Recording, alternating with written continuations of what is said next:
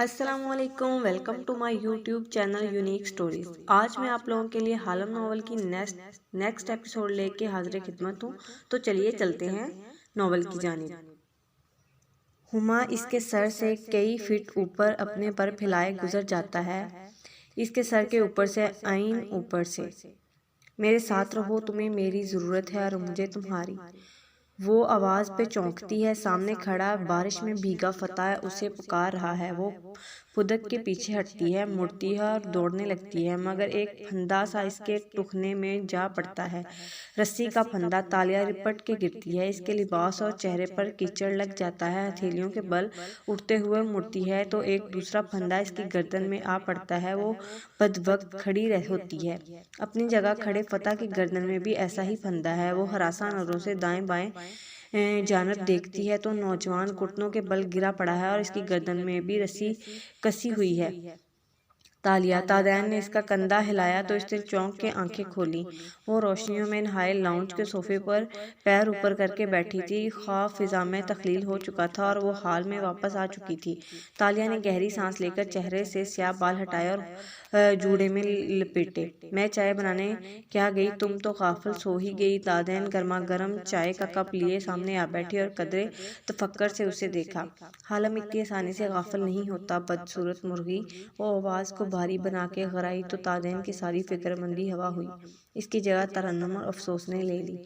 ایک تحقیق کے مطابق کسی سیلیبریٹی کو حقیقت میں دیکھ لینے کے 24 گھنٹے بعد تک دماغ معاف رہتا ہے اور انسان بغیر دماغ کے گھومتا پھرتا ہے۔ اس لیے خیر ہے بچے، میں تمہارے درد سمجھ سکتی ہوں۔ اس نے بھاری ہاتھ سے تالیہ کے کندھے کو تھپکایا تو تالیہ کے ماتھے پر بل پڑے۔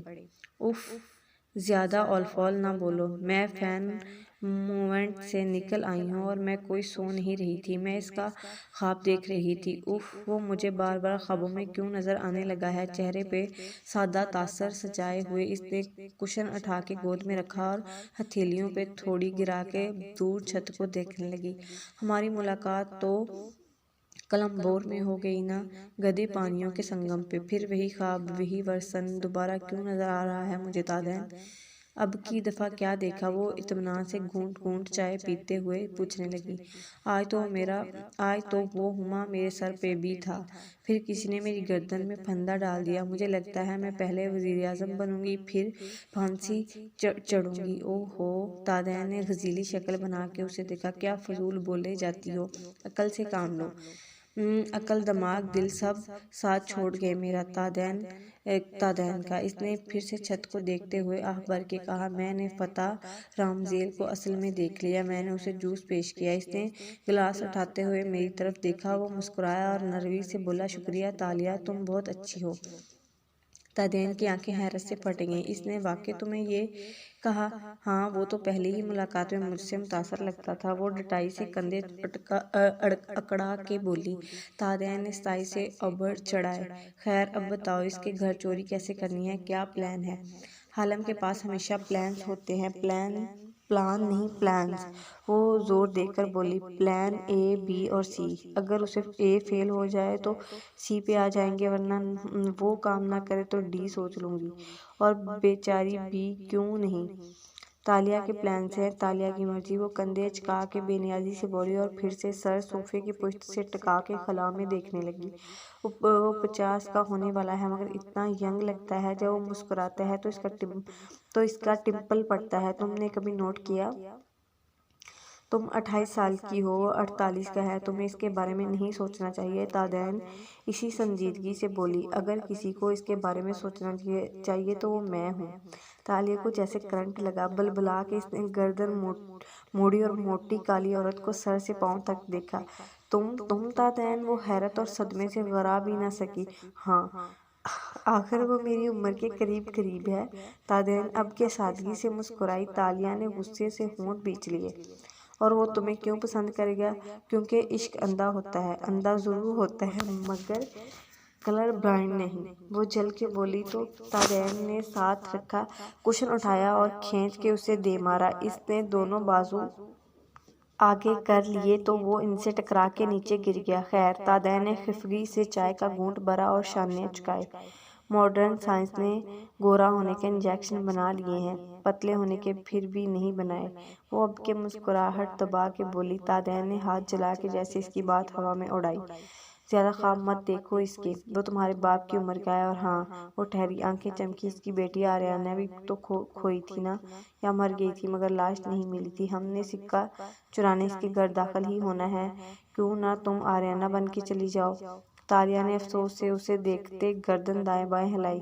آریانہ 6 سال پہلے کھوئی تھی جب وہ 7 سال کی تھی۔ اب اگر وہ زندہ بھی ہو تو 13 سال کی ہوگی اور میں 28 کی ہوں۔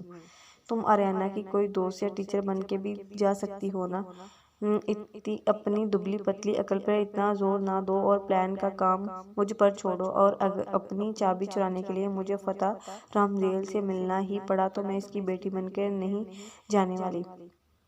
پھر اس نے مسکرا کے چھت کو دیکھا اور جیسے خواب بنے، میں ایسی ہی سچویشن بناؤں گی جس میں اس کو مجھ سے پہلی نظر کی محبت ہو جائے۔ ابھی تو تم کہہ رہی تھی کہ تم اس سے ملی تھی اور اس نے تمہاری تعریف کی تھی، جیسے تمہیں تو معلوم ہی نہیں کہ میں جھوٹ بول رہی تھی۔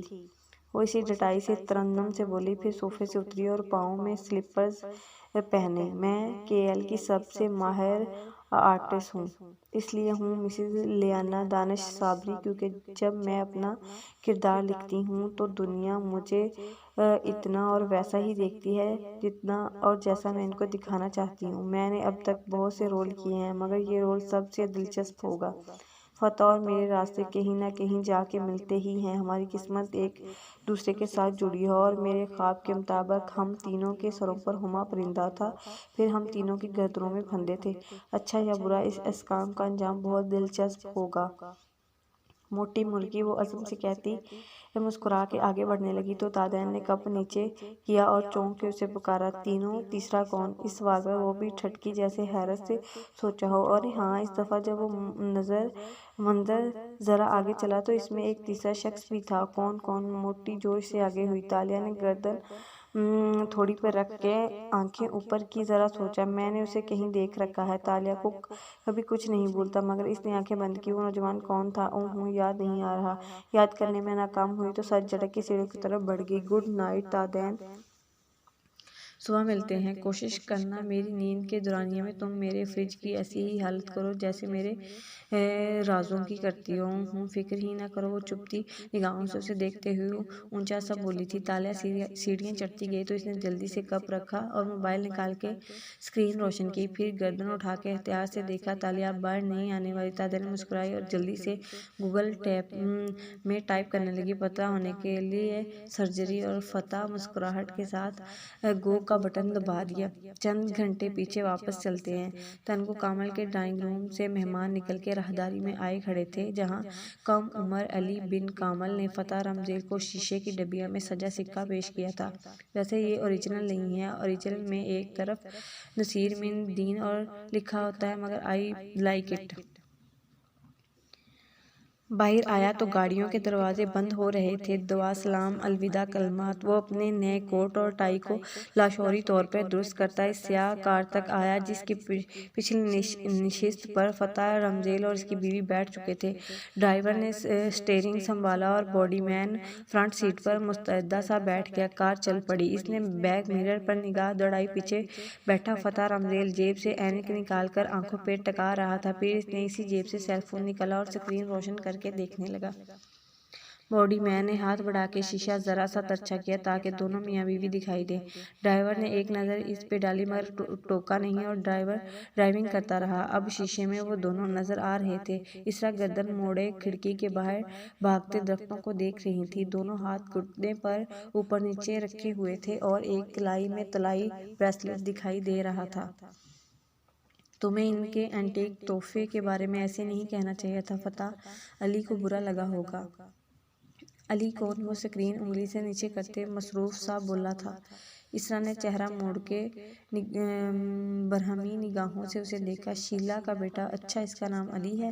اس نے سر کو خم دیا اور سیل فون پہ ای میلز نیچے کرتا گیا۔ باڈی مین بار بار آئینے پر نظر ڈالتا، پھر ونڈو اسکرین کے پار دیکھنے لگتا۔ وہ ملک کا سب سے محبوب کپل تھا، ان کو بار بار دیکھ کے بھی دل نہیں بھرتا تھا۔ تم نے استعفے والی بات کا جواب نہیں دیا۔ ہم یہ فیصلہ کر چکے تھے کہ تم ریزائن دو گے اور ہم امریکہ واپس چلے جائیں گے۔ فتح نے جواب نہیں دیا، وہ اسکرین کو انگلی سے دباتا ٹائپ کرتا رہا۔ اسرا چند لمحے کے لیے خاموش ہوئی۔ سرخ بھورے بالوں والی وہ خوبصورت عورت تھی، دبلی پتلی سمارٹ سی، ماتھے پر کٹے بال گرتے تھے اور باقی بالوں کو آدھا باندھ رکھا تھا۔ گردن میں موتیوں کا نیکلس تھا اور بھوری آنکھوں میں تلخی سی تھی۔ تمہاری انہی باتوں کی وجہ سے بہت سی لائنز ہمیں چھوڑ چکی ہیں۔ اپنے فینس فالوئنگ سے باہر نکل کے دیکھو تو تمہارا کوئی سیاسی مستقبل نہیں ہے۔ نیشنل کا چیئرمین منتخب ہونے کے لیے ہمیں فنڈ چاہیے جو ہمارے پاس نہیں ہے۔ پہلے پارٹی الیکشن، پھر جنرل الیکشن۔ ہم کچھ بھی افورڈ نہیں کر سکتے۔ میرا بزنس پہلے ہی بھائی کے قرضے تلے دبا ہے، میں مزید قرضہ نہیں لے سکتی۔ تم نے آج تک سیاست سے کچھ نہیں بنایا اور میں اس کی قدر کرتی ہوں، مگر اب میں مزید تمہیں ایک کھوکھلے خواب کے پیچھے پیسہ اور محنت لٹانے نہیں دیکھ سکتی۔ وہ اب کے نرمی سے کہہ رہی تھی، جواب دیے بنا موبائل کی طرف متوجہ رہا۔ ہمارا ساتھ کوئی لوبی، کوئی سیاسی اتحاد نہیں ہے۔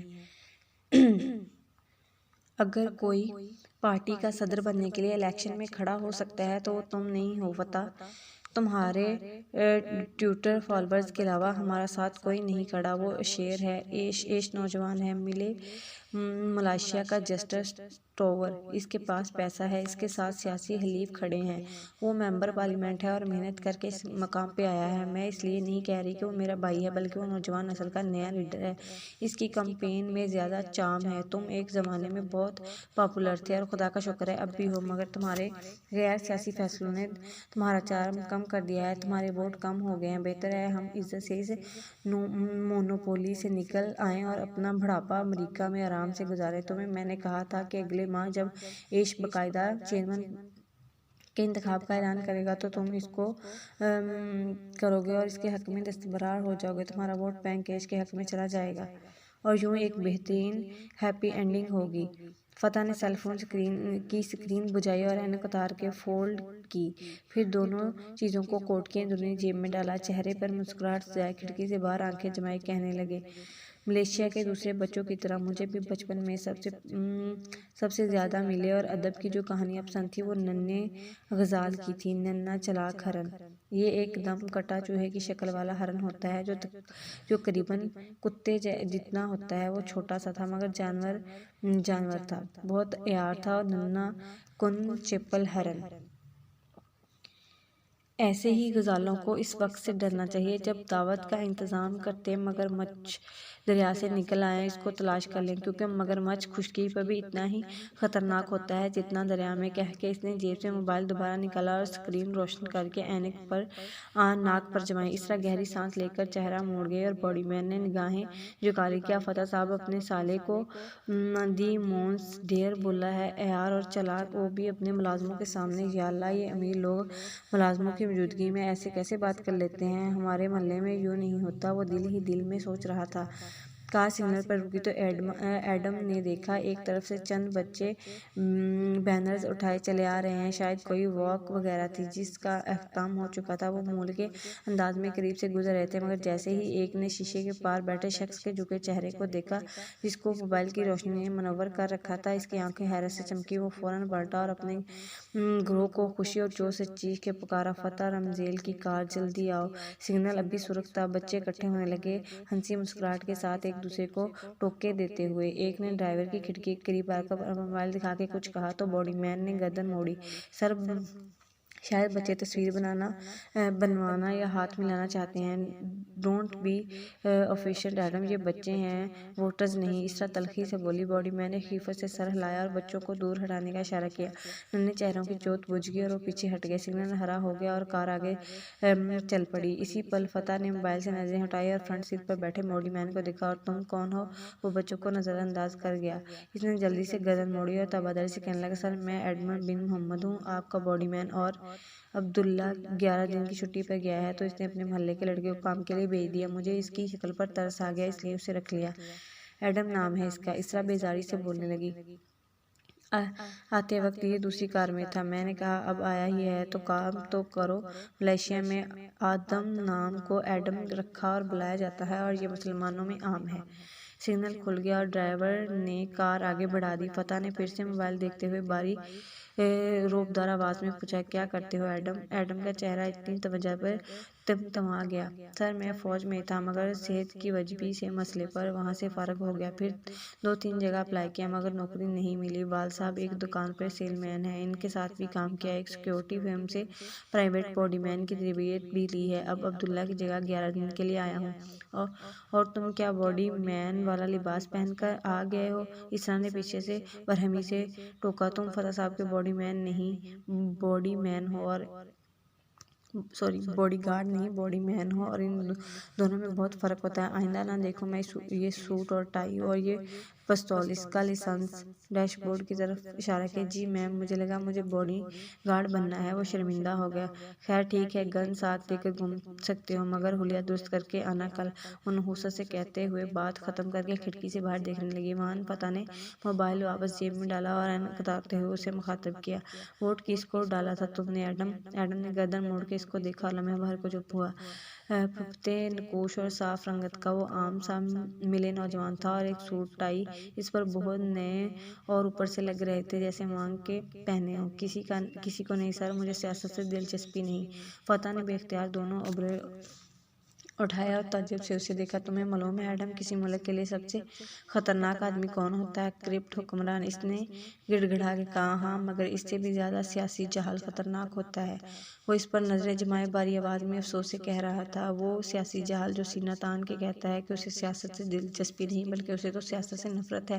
ایسا آدمی نہ کچھ دیکھتا ہے اور نہ سنتا ہے نہ کرتا ہے۔ اس کو یہ معلوم نہیں ہوتا کہ سیاست پولیٹیشین بننے کا نام ہے، اور آٹے دال چاول دواؤں اور موبائل کریڈٹ کی قیمت سے لے کر ہر چیز کا تعین سیاستدان کرتے ہیں۔ اگر سیاسی جاہل اپنی رائے نہیں رکھے گا، سیاست میں ووٹ اور سپورٹ کے ذریعے حصہ نہیں ڈالے گا تو وہ کرپٹ حکمرانوں کو مضبوط کرے گا اور سڑکوں پر بے حال پھرتے لوگوں، چور ڈاکوؤں، غریبوں سب کا ذمہ دار ہوگا۔ مجھے زیادہ خوشی ہوتی ہے ایڈم اگر تم کہتے کہ تم نے میرے مخالف کو ووٹ ڈالا تھا، کیونکہ تب مجھے لگتا میں ایک سیاسی انسان سے بات کر رہا ہوں جس کی کوئی سوچ ہے، بھلے مجھ سے مختلف ہو مگر کوئی نظر، کوئی رائے، کچھ تو ہے اس کے پاس۔ یہ انسان کی آزادی ہوتی ہے جو ہمیں ایک دوسرے سے مختلف کرتی ہے، ورنہ ہم میں اور بھیڑ بکریوں میں کیا فرق؟ آخر میں کندھے جھکا کے وہ کھڑکی سے باہر دیکھنے لگا۔